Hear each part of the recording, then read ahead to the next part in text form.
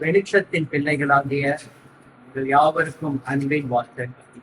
சங்கீதங்களின் புஸ்தகம் 41 சங்கீதம் முதல் வசனம் சொல்கிறது, சிறுமைப்பட்டவர் மேல் சிந்தை உள்ளவன் வாக்கியவான். இப்பொழுதும் இந்த இடத்தில் நம்முடைய அன்பு பிள்ளைகள் ஆண்டவருடைய நாமம் மகிமைக்காக இந்த இடத்துல இருந்து அவர்கள் படித்துக் கொண்டிருக்கிறார்கள். இந்த இடம் அவர்களை பராமரிக்கிறது. ஏறத்தாழ 43 பிள்ளைகள் இந்த இடத்திலே இருக்கிறார்கள். இந்த இடத்தில் வைத்த பிள்ளைகளோடு கூட இந்த மெசேஜ் வீடியோ ரெக்கார்ட் பண்ணுவது ஆண்டவருடைய கிருபை. சிறுமைப்பட்டவன் மேல் சிந்தை உள்ளவன் வாக்கியம்.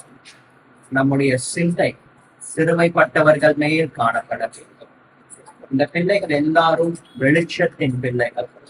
வரப்போகிற காலங்களிலே இந்த பிள்ளைகள் எல்லாரும் நன்றாக படித்து வளர்ந்து பெரிய நிலையில இருக்க போகிறார்கள். வெளிச்சத்தின் பிள்ளைகளா இவர்கள் இருக்க போகிறார்கள். இங்க இருக்கக்கூடிய ஆண் பிள்ளைகள், பெண் பிள்ளைகள் எல்லாருடைய எதிர்காலமும் வெளிச்சமா இருக்க போகிறது. வெளிச்சத்தின் பிள்ளைகள். நீங்களும் வெளிச்சத்தின் பிள்ளைகள் தான்.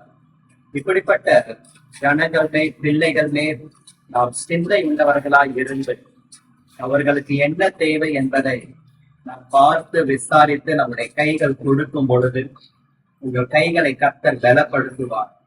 உங்களுடைய நெருக்கத்தில் இருந்து, உங்கள் தேவைகளில இருந்து நீங்கள் எடுத்து விதைக்கிறவைகள் தர்ம ஊழியம் சேரிட்டி மினிஸ்ட்ரியை கர்த்தர் கனம் பண்ணுவார்.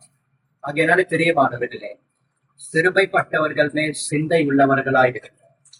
நீங்கள் கொடுக்கும் பொழுது கர்த்தர் உங்களுடைய கணக்கிலே பல பெருகும்படிக்கு செய்தார்கள்.